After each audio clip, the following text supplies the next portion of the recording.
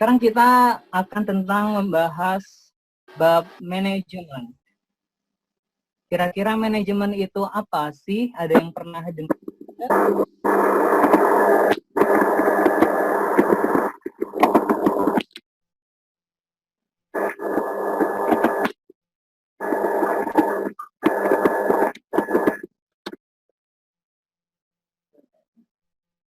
Halo, halo, Haradir. Ada. Ya, asal taya suaraan kia. Manajemen, kelihatan. Kira-kira manajemen itu apa sih?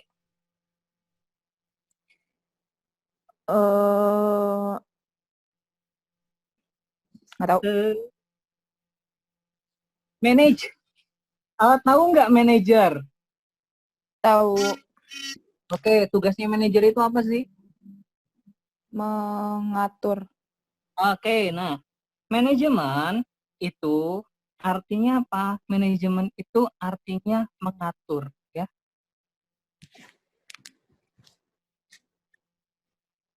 Atau mengatur ya. Seperti itu.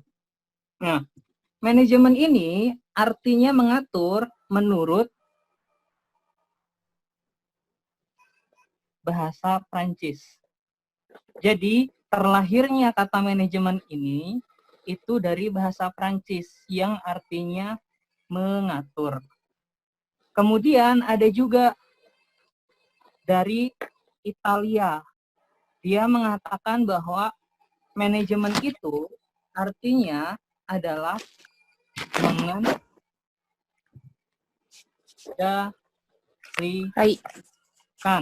Hah? Mengendarai? Oh, mengendalikan maksudnya. Mengendalikan ya. Kemudian ada juga katanya ada yang bilang juga ini dari bahasa Inggris. Nah, dari bahasa Inggris ini artinya juga sama. Artinya itu adalah mengatur. Ya. Nah, dari ketiga ini, dari Prancis, Italia, sama Inggris, manakah yang sering dipakai? Pada umumnya itu adalah yang dari bahasa Inggris. Seperti itu. Kalau dari bahasa Inggris, ini katanya itu adalah manage. Ya, seperti itu. Akhirnya munculnya manajemen itu berasal dari bahasa Inggris, yaitu manage, yang artinya itu mengatur. Seperti itu. Nah, kemudian itu baru kata dasarnya saja. Ketika kita mengambil pengertian manajemen, kita akan melihat tentang ahli-ahli dari manajemen. Yang pertama itu ada Harry Parker Follett. Nah, dia mengatakan manajemen adalah seni dalam menyelesaikan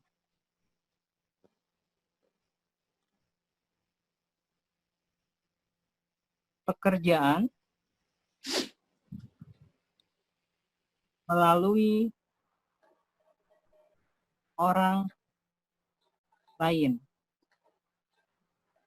Kemudian, ahli yang kedua, namanya itu adalah Rutger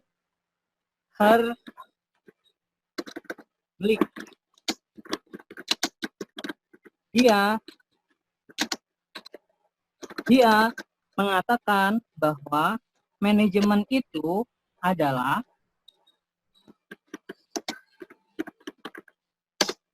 bidang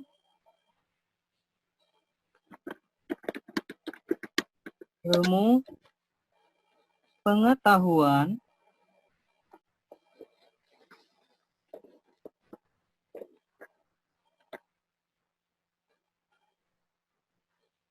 kemudian yang ketiga itu adalah James Afton. Dia mengatakan bahwa Manajemen itu adalah proses perencanaan, pengorganisasian,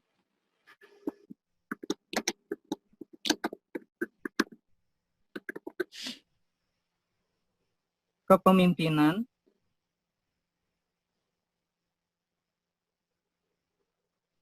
dan pengawasan. Nah, kemudian kita nginget-ngingetnya di mana? Ingatnya di sini. Biasanya kalau pertanyaan tentang manajemen itu misalkan pengertian manajemen dilihat dari sudut pandang seni. Nah, kalau menurut seni berarti jawabannya itu adalah Mary Parker Follett. Nah, seandainya pertanyaannya apakah pengertian manajemen dilihat dari sudut pandang ilmu pengetahuan, maka jawabannya adalah siapa ahlinya? Luther Glick. Ya. Kemudian seandainya ada pertanyaan pengertian manajemen dilihat dari proses, maka jawabannya adalah James A.F. Stone, ya.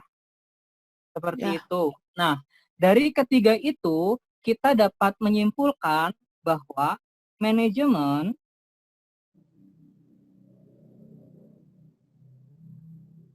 adalah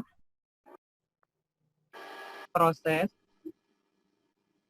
perencanaan,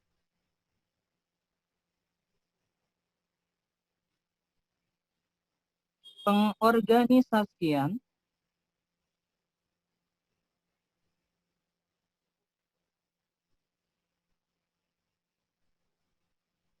kepemimpinan,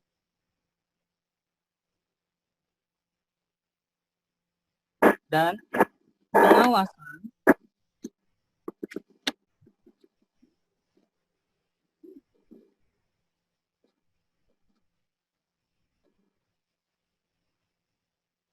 anggota organisasi dan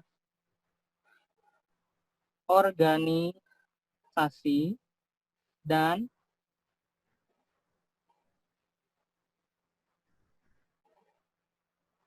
sumber daya perusahaan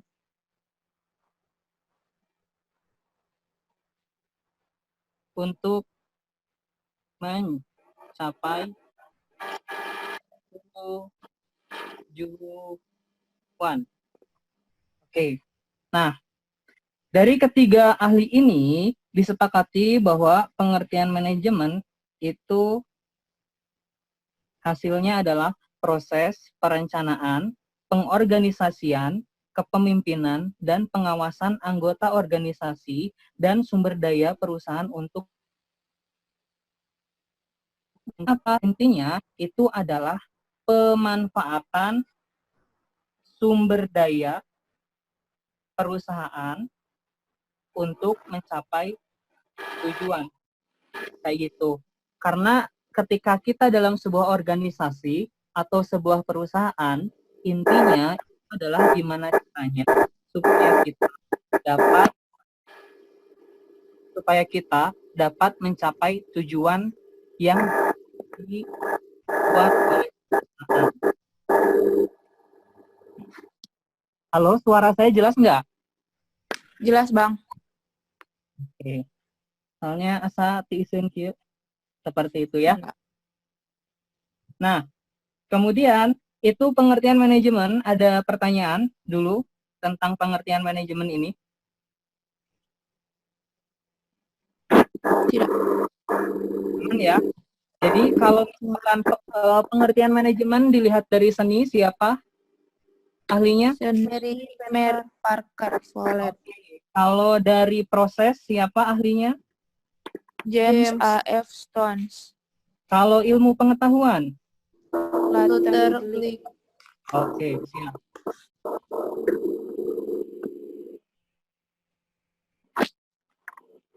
Nah, kemudian setelah kita mengetahui pengertian manajemen, kita akan belajar yang namanya fungsi manajemen. Nah, fungsi manajemen itu adalah fungsi-fungsi yang harus ada dalam manajemen perusahaan. Karena kalau berkaitan tentang manajemen, itu kan berkaitan dengan perusahaan. Nah, kalau kita pengen manage sebuah perusahaan, maka kita harus melakukan yang namanya fungsi-fungsi manajemen. Nah, fungsi manajemen yang pertama itu adalah planning.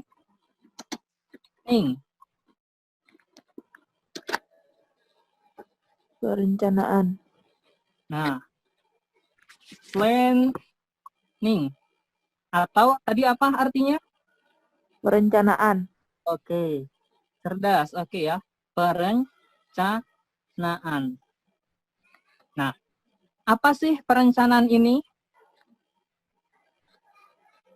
Kira-kira apa sih perencanaan itu?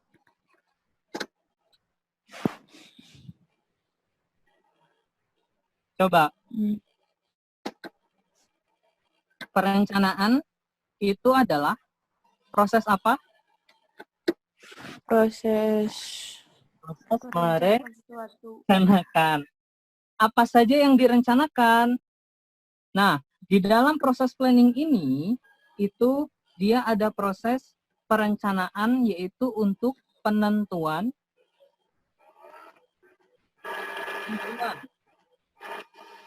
dan juga rencana.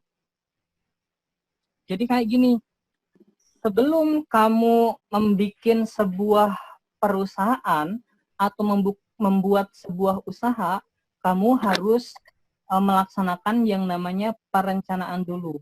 Perencanaannya meliputi apa intinya? Yaitu menentukan tujuan dan juga rencana. Tujuannya itu misalkan kamu pengen bikin perusahaan seblak ya, atau ayam geprek sekarang teh ya. Kemudian kamu tentukan dulu tujuannya apa, bikin perusahaan ayam geprek.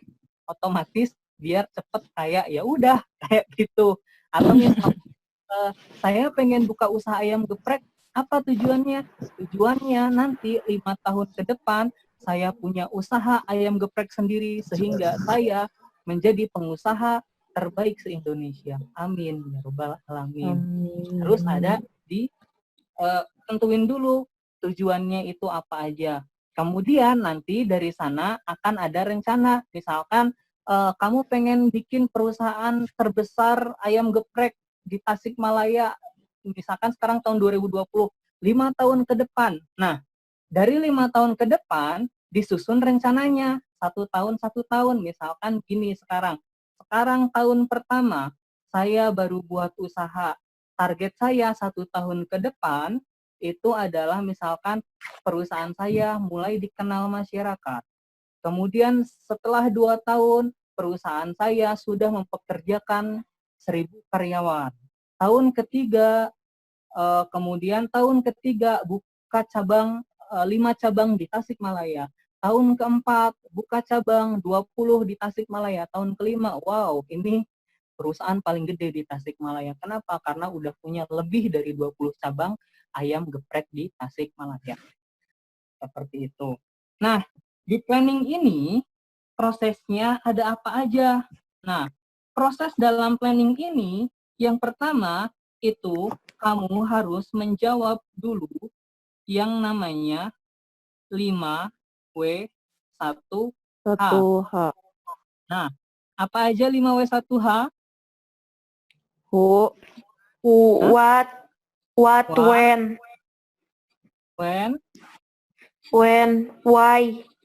why, who, terus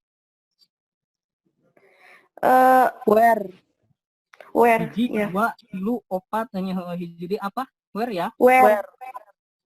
Kemudian hanya How. how. Nah, what itu apa? Apa? Apa? Jadi, kamu harus menentukan usaha apa yang pengen kamu buat. Misalkan tadi ayam geprek. Kemudian, when. When itu Kapan? kapan. Nah, kapan mau dimulai usaha itu? Kapan target harus tercapai? Misalkan targetnya kamu 5 tahun menjadi perusahaan paling gede di Tasikmalaya. 5 tahun. Kayak gitu. Kemudian, why? Kenapa?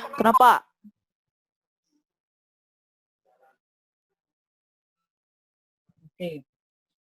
Kenapa? Why? Oke. Kenapa sih saya bikin perusahaan ini? Ya intinya supaya saya jadi kaya. Kemudian misalkan kenapa sih kamu buka usaha ayam geprek? Ya karena di Tasikmalaya sekarang geprek bensu yang di Muhammad Toha sudah tutup. Jadi kemungkinan besar ketika saya bikin ayam geprek, orang-orang pelanggan geprek bensu akan lari ke geprek saya karena geprek bensu yang di jalan yang di pengkolan eta tanya teuing teh eta teh jalan naon sih Yang di mana? yang di pengkolan eta teh sudah Apa? tutup Yang di Simpang 5, Bang. Simpang 5 sebelum Simpang 5 Sebelum Simpang 5. Ahmad yang Yani. di Kalangtari ya ya pokoknya nama didinya lah intinya geus tutup we eta geprek bensu ya. Kenapa? Karena ini nih geprek bensu yang di Kalangtari yang lah. Eta Muhammad Hatta ya. Geprek bensu yang ada di Muhammad Hatta ini udah tutup. Ya udah di sana kan kayu tuh laku pisan tuh yang di situ geprek bensunya. Nah, karena mereka tutup, ya udah deh saya bikin usaha geprek bensu supaya apa? Supaya pelanggan-pelanggan yang di sana yang butuh geprek bensu akhirnya lari ke kita. Seperti itu. Kemudian, Siapa? Oke, siapa? Maksudnya siapa itu apa? Siapa sih yang bakal butuh ayam geprek bensu ini? Udah jelas belum pelanggannya. Kemudian siapa sih yang bakal ngebuatnya? Kan misalkan kamu bikin usaha geprek bensu, bisa jadi kamu cuma misalkan modal uangnya, kemudian kamu gaji karyawan untuk masak, bisa jadi kamu buka usaha, kamu juga yang masak. Kamu harus nentuin yang masak mau siapa. Kemudian yang misalkan mau ngeracik bumbu, yang mau belanja bahan makanannya siapa, itu harus ditentuin dari proses perencanaan terlebih dahulu. Kemudian, where? Where itu Kapan? apa?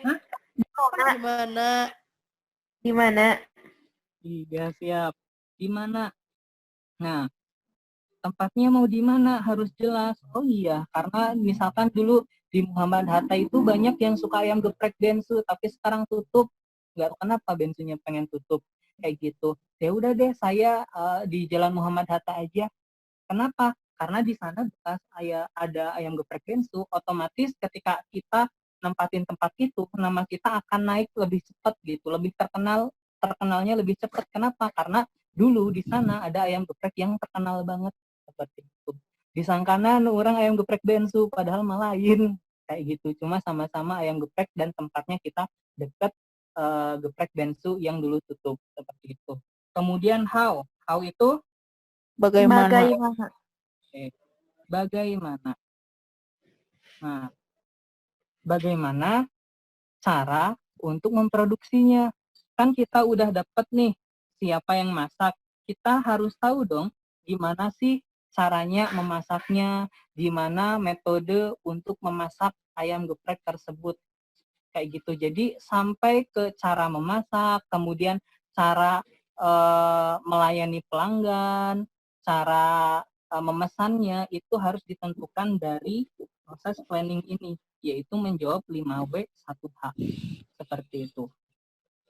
Kemudian setelah kita menjawab 5W 1H, kita akan dihadapkan dengan pembagian perencanaan. Nah, pembagian perencanaan ini, ingat, dalam sebuah perusahaan itu ada namanya segitiga kekuasaan ya. Yang pertama itu top, yang kedua itu middle, yang ketiga itu adalah low. Seperti itu. Ya, ini ada segitiganya nih. Maksudnya top manajemen itu apa? Top manajemen ini adalah puncak pimpinan tertinggi dalam sebuah bisnis. Misalkan contoh yang paling tinggi itu misalkan direktur atau CEO. Ya. Kemudian ada yang namanya middle. Kalau middle itu apa? Manajer. Ya, tengah. Misalkan contohnya itu adalah Manajer. Iya, siap. Mantap. Tuh, Najwa edan geus sabar asup ieu manajemen euy mah euy. Manajer misalkan apa? Calon manajer. Ya, ada manajer keuangan, ada manajer misalkan produksi. Seperti itu. Kemudian ada yang namanya law. Law management itu siapa? Karyawan. Bawah. Nah, pelaksana ya, contohnya ya. Pelaksana. Kemudian di sini ada gambar segitiga nih. Ya, segitiga. Segitiga ini menggambarkan apa? Segitiga ini menggambarkan tentang banyaknya jumlah orang yang menduduki posisi ini. Nih, dalam sebuah perusahaan, lihat top warna merah, ini kan lebih kecil nih. Jumlahnya itu lebih sedikit tibatan manajer keuangan, manajer produksi, dan sebagainya. Seperti itu. Pasti boga perusahaan dengan hiji. Mungkin boga perusahaan, misalkan 1000 orang, kan liur. Ya. Kayak gitu ya. Kemudian middle, manajer keuangan. Karena manajer-manajer ini kan ada manajer keuangan, manajer produksi. Kemudian lamun barang nangan hiji, lamun barang nanu diproduksi aya 5 misalkan, berarti kan manajemen barang hiji, manajer barang 1, manajer barang 2, manajer barang 3, manajer barang 4, dan sebagainya. Itu lebih banyak tibatan si top manajemen.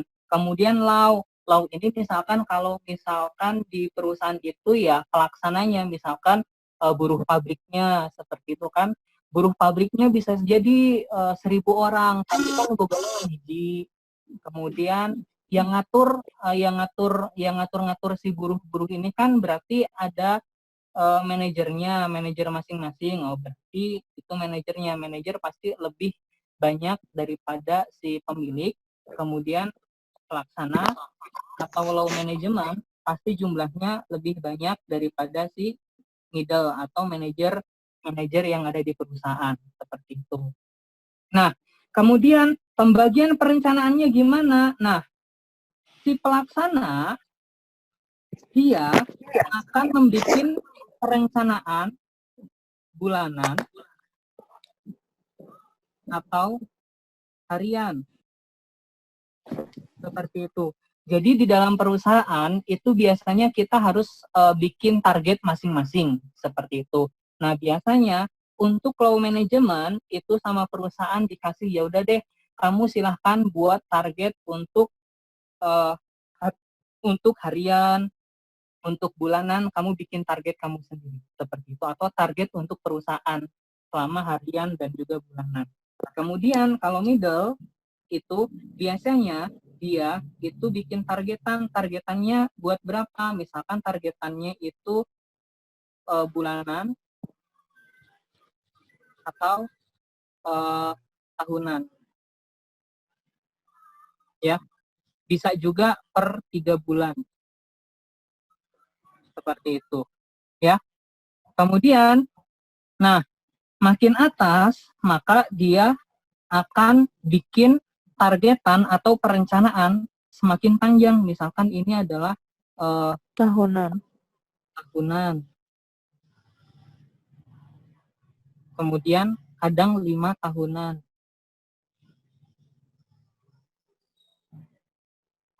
Seperti itu ya, 3 tahunan panjang itu. Seperti itu ya. Bikin targetannya masing-masing seperti itu ya. Jadi pembagian perencanaan maksudnya apa? Maksudnya pembagian perencanaan itu mereka semua yang ada di perusahaan dari mulai top sampai low, mereka bikin targetan masing-masing ya. Targetannya ya sesuai dengan jabatan mereka. Kalau mereka masuk ke low berarti mereka bikin target bulanan harian. Kalau middle berarti bikin bulanan tahunan atau per 3 bulan. Kalau si direktur atau CEO bikin tahunan atau 3 tahunan seperti itu. Ya. Nah, kemudian setelah pembagian perencanaan ada syarat-syarat perencanaan.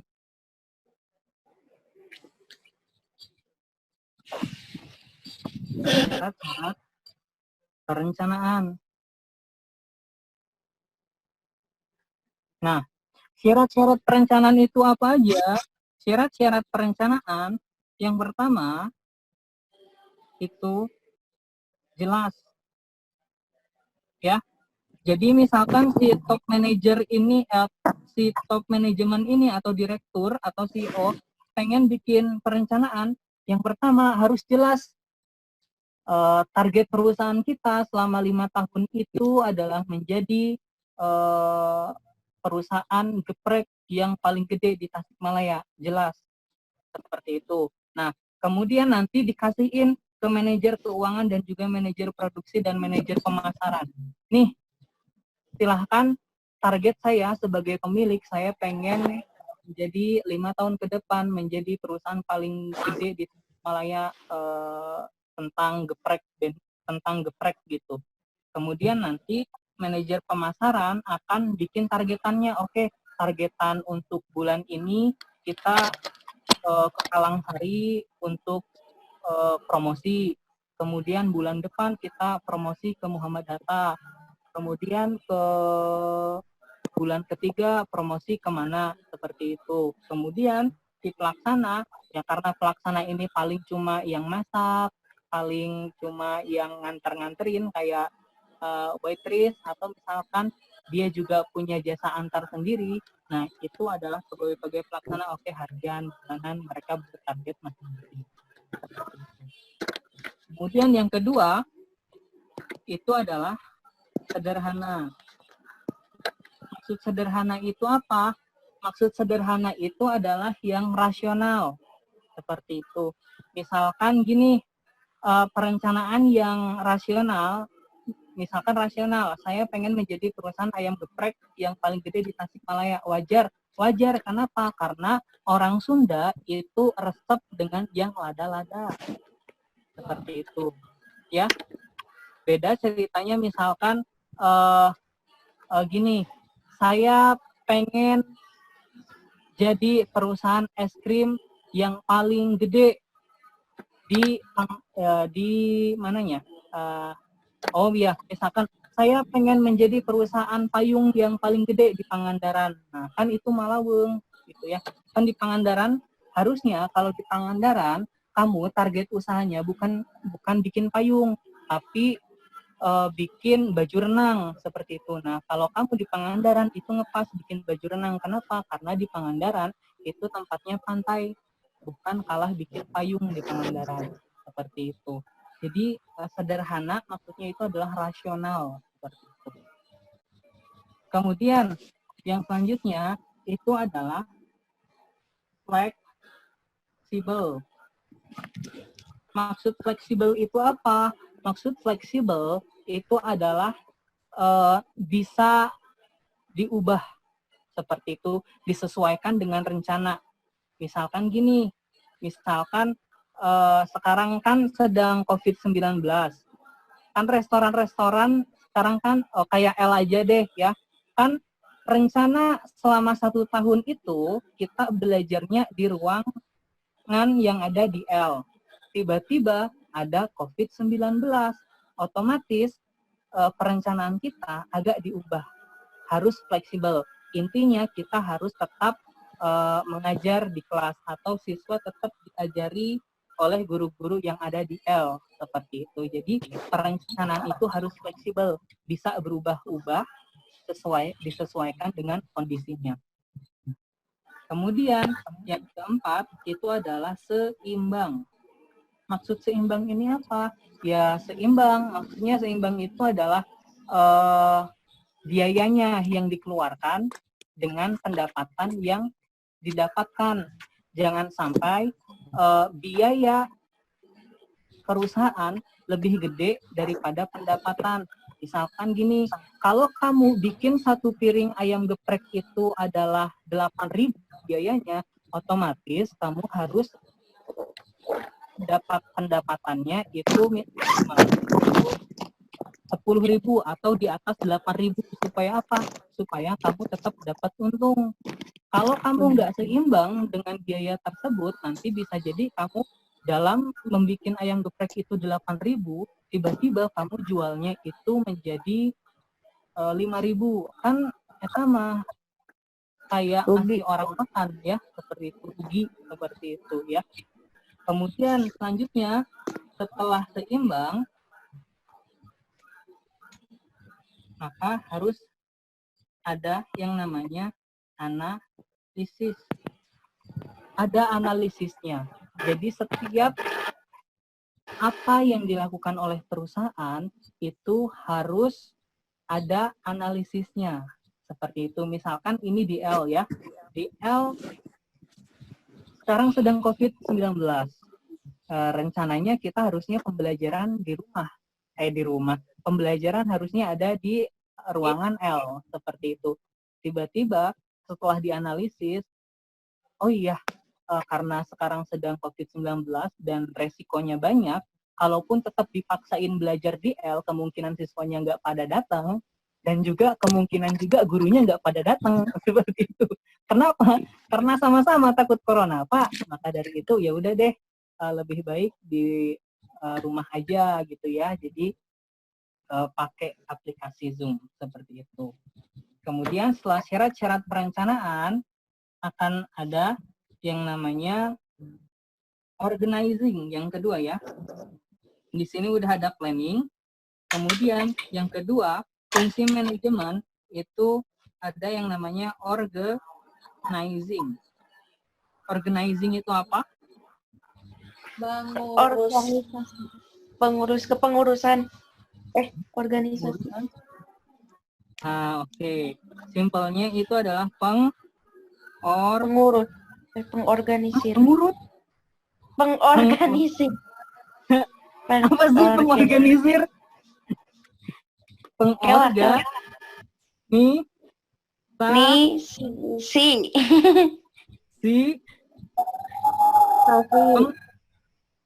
Pengorganisasian. Seperti itu ya.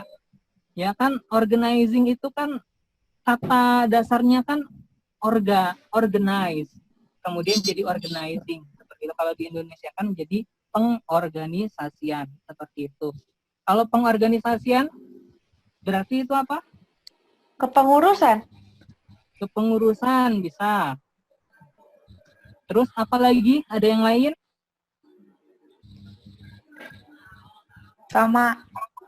Oke. Ya, kayak gitu ya. Kepengurusan itu kan, kalau kepengurusan itu adalah hanya manusianya saja ya. Tapi kalau pengorganisasian itu pengelompokan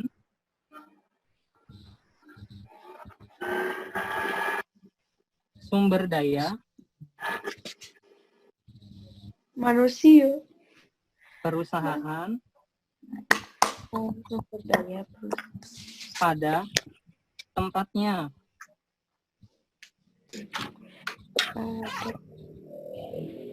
Pada tempatnya. Nah, sumber daya perusahaan itu banyak. Kayak ada dua.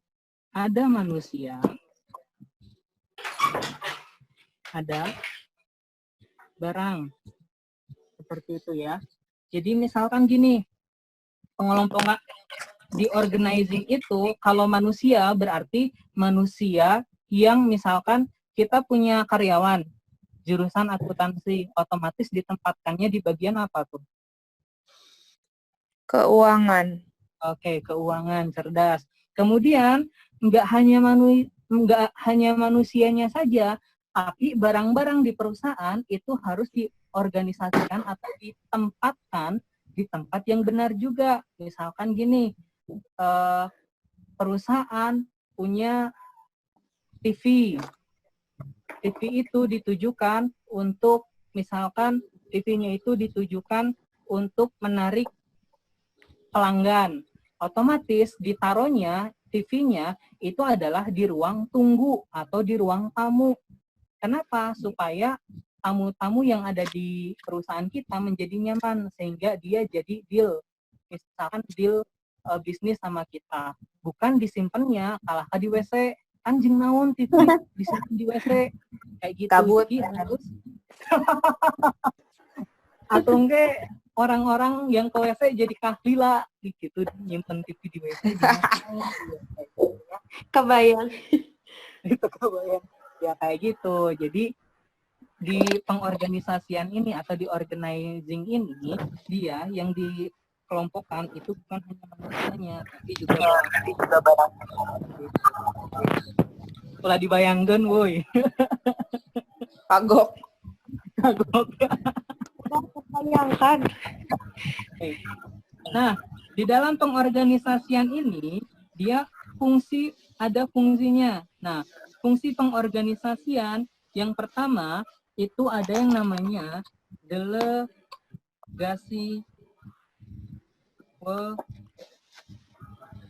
wewenang. Nah, dengan adanya pengorganisasian ini, jadi dia bisa mendelegasikan wewenang. Maksudnya apa? Karena di pengorganisasian ini kita sudah memiliki orang-orang yang jago pada bidangnya masing-masing, maka ketika kita mendelegasikan wewenang, itu menjadi lebih nyaman. Delegasi itu apa? Mendelegasikan itu adalah gini, misalkan saya bos, ya, kemudian GG itu adalah sekretaris saya. Kemudian saya ada meeting di luar kota, di Bandung misalkan. Kemudian saya ke Korea meeting gitu. Langsung tiba-tiba, G, sama kamu aja deh meeting yang di Bandung. Kayak gitu. Kebetulan saya ke Korea meeting, seperti itu. Jadi pendelegasian itu adalah pengalihan kekuasaan. Gitu ya. Atau pengalihan tugas ya, ulah kekuasaan deh ya. Pengalihan tugas. Kayak gitu. Misalkan saya pada hari yang sama itu ada meeting di Bandung, di Jakarta, sama di Surabaya. Iya, udah mau bisa dibagi tilu. Makanya ya udah deh, untuk meeting Surabaya saya kasih Najwa, meeting Bandung saya kasih ke Fikri, kemudian meeting yang di sini ya udah saya yang handle, seperti itu ya. Pendelegasian wewenang. Kemudian yang selanjutnya, di dalam pengorganisasian itu akan ada yang namanya pembagian tugas yang tuntas. Nah, jadi di dalam pengorganisasian atau di organizing ini, kamu harus membagi orang-orang pada bidang yang mereka kuasai, dan juga tugasnya itu harus jelas. Jangan sampai misalkan kamu punya bagian akuntansi atau bagian keuangan, tiba-tiba disuruh kerja misalkan jadi satpam, kan malawun. Kan orang teh bagian akuntansi, tapi kunaon disuruh jadi misalkan ngejaga jadi satpam, kayak gitu. Untuk masalah ngejaga keamanan mah udah ada satpam, jadi bagian akuntansi mah hanya atau bagian keuangan hanya berkaitan dengan keuangan. Hal-hal yang tidak berkaitan dengan keuangan itu bukan ranah tugas dia, seperti itu. Jadi pembagian kekuasaannya itu sudah jelas. Kemudian selanjutnya fungsinya ada pengorganisasian ini. Yang ketiga itu adalah manajer. Eta budak saha eta.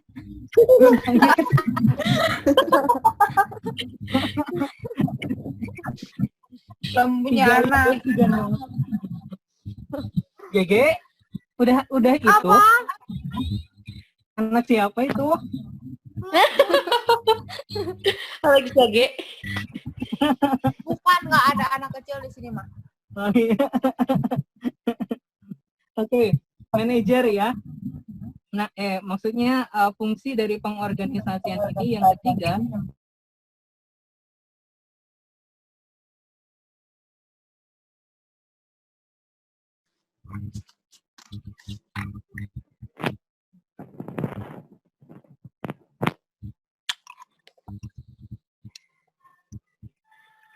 Manajer puncak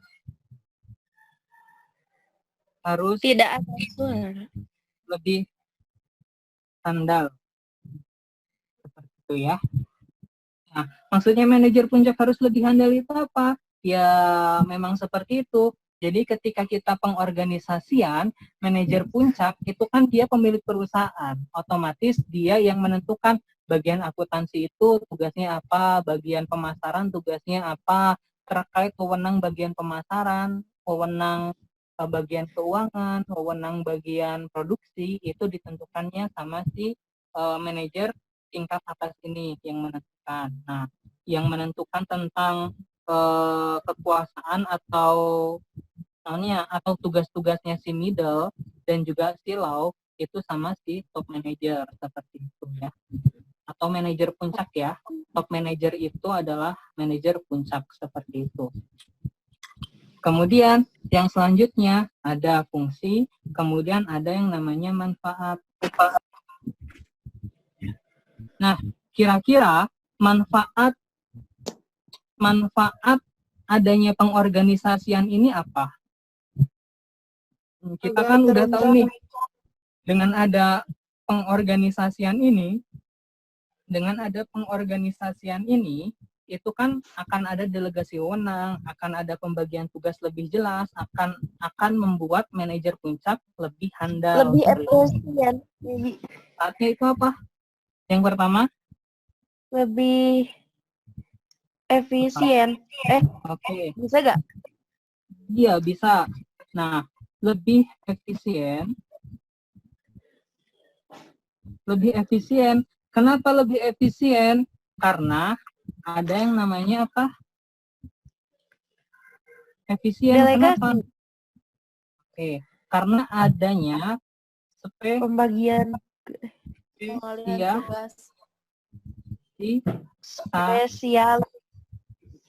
spesialisasi. Kayak gitu ya. Lebih efisien karena ada spesialisasinya. Jadi gini, ketika dalam perusahaan, ketika ada spesialisasi bagian keuangan, ada bagian pemasaran, ketika ada masalah, maka kita akan cepat. Misalkan ini kok barang ada yang hilang. Oh, berarti kita nanyanya udah jelas. Kita akan nanya ke bagian gudang.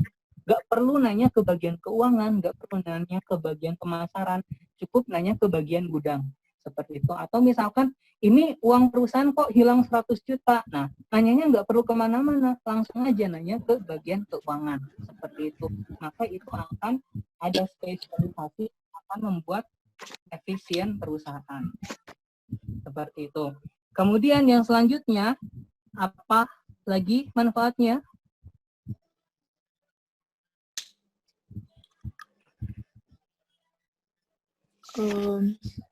Adanya pembagian apa? Pembagian tugas. Oke, tugas. Itu sugante pembagian sembako. Kok deh. Pembagian tugas ya, pembagian tugasnya lebih jelas, maka dia akan ketika tugasnya udah pada jelas, maka orang-orang dalam perusahaan itu, oh ya tugas gue ini, ya udah gue kerjain kayak gitu. Sampai gue mau ngerjain apa ya? Nah, orang tugas gue belum jelas seperti itu ya. Kemudian yang terakhir itu adalah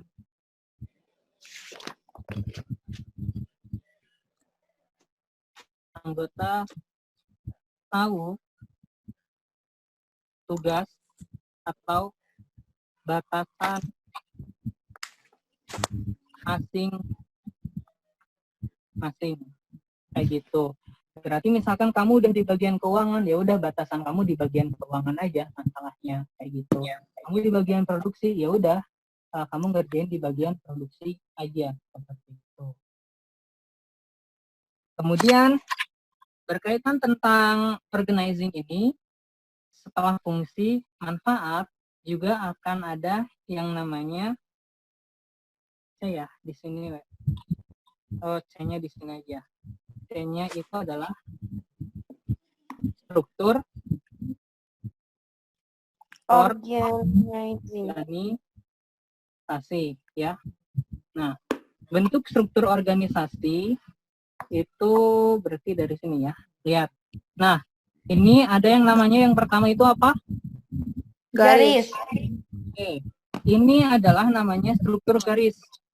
Lihat struktur garis itu biasanya struktur garis itu digunakan oleh perusahaan-perusahaan yang masih kecil. Kenapa perusahaan-perusahaan masih kecil? Karena lihat di sini, pemegang kekuasaan itu hanya ada di pimpinan. Kemudian dia nyuruh mandor. Kemudian mandor nyuruh buruh, nyuruh buruh, nyuruh buruh. Di sini belum ada yang namanya spesialisasi. Kenapa? Lihat pimpinan, mandor, buruh. Buruhnya itu nggak jelas buruh apa dulu, bagian apa buruhnya kayak gitu ya. Di sini makanya di sini perusahaan atau yang menggunakan struktur garis itu cocoknya adalah untuk perusahaan-perusahaan yang kecil. Nah, kemudian yang kedua itu ada yang namanya fungsional. Nah, kalau fungsional itu biasanya untuk perusahaan menengah. Nah, kenapa dia dicocokkan untuk perusahaan yang menengah? Karena lihat di sini sudah ada yang namanya spesialisasi.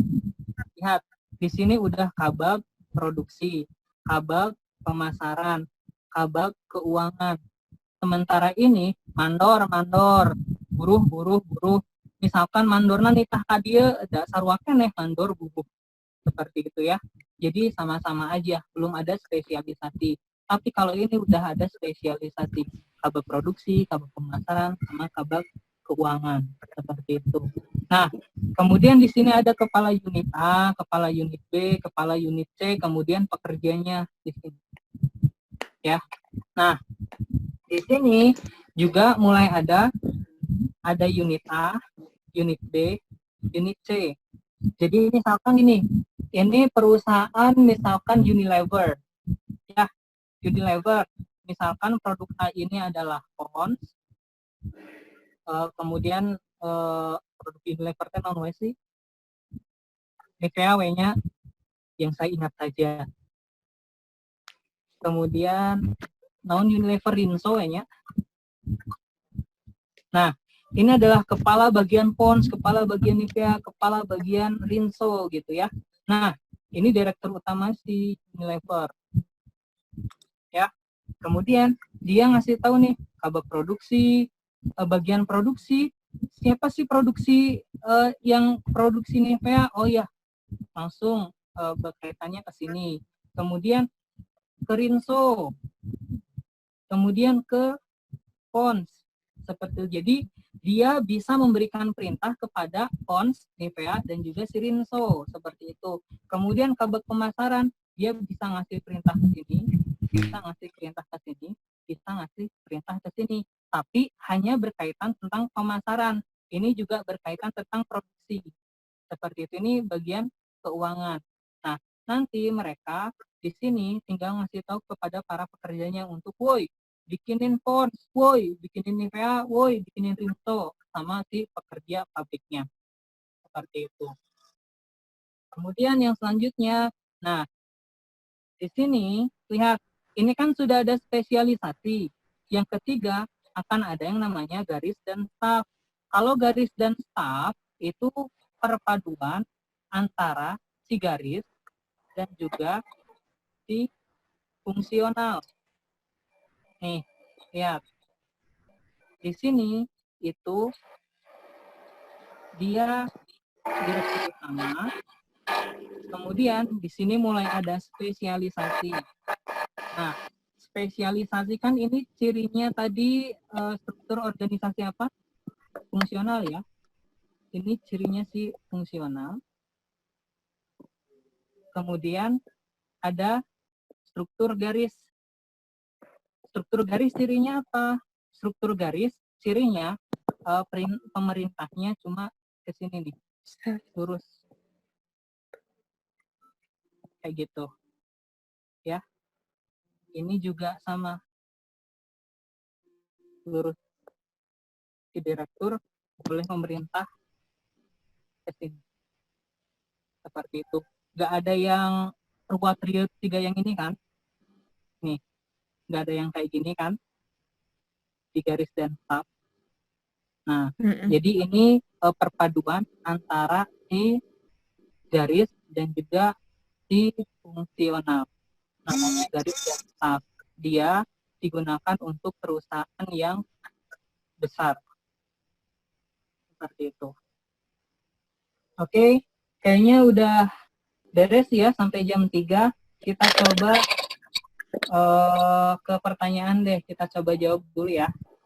Bentar, sebelumnya ada yang ditanyain dulu nggak seputar tadi pengertian manajemen, planning, dan organizing ya? Bentar Bang, di screenshot dulu yang pengertian manajemen. Oke, sob. Itu ke atas.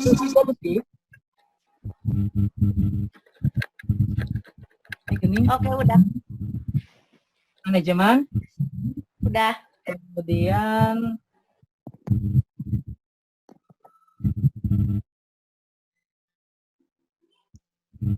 fungsi manajemen udah ada? Udah.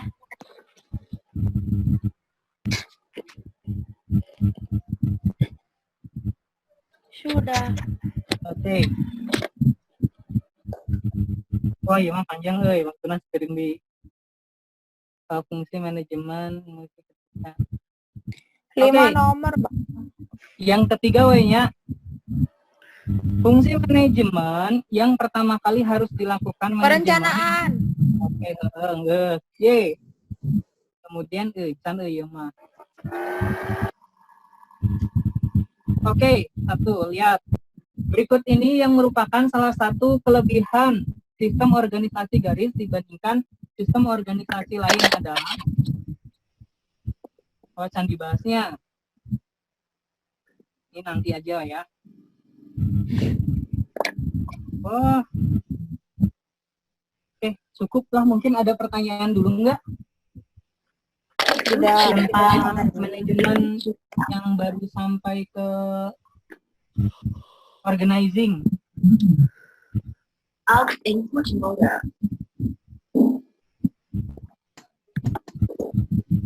Ada pertanyaan enggak? Tidak seperti belum ya? Oke, kalau di sekolah sekarang masuk bab apa? Ini manajemen. Tahu. Iya, siapa yang kurang tahu? GG. Emang nggak ada PR, G? Ada sih. Oh. Sekarang baru masuk manajemen ya? Baru masuk manajemennya itu minggu kemarin atau baru sekarang masuk? Minggu kemarin.